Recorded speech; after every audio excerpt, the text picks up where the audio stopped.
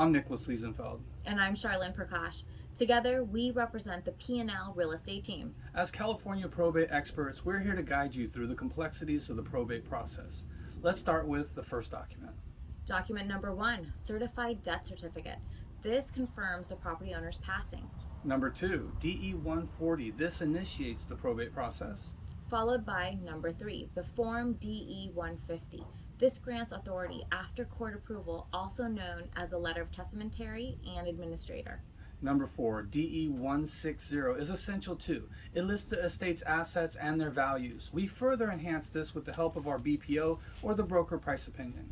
Absolutely. And then there's form number 5, DE 165, which informs all involved parties about sale details. It's commonly referred to as NOPA.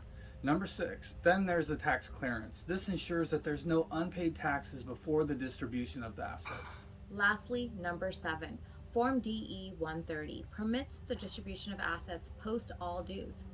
It's important to remember that there's additional state laws, requirements, and disclosures. While lawyers are essential, they can be expensive. That's right, Nicholas.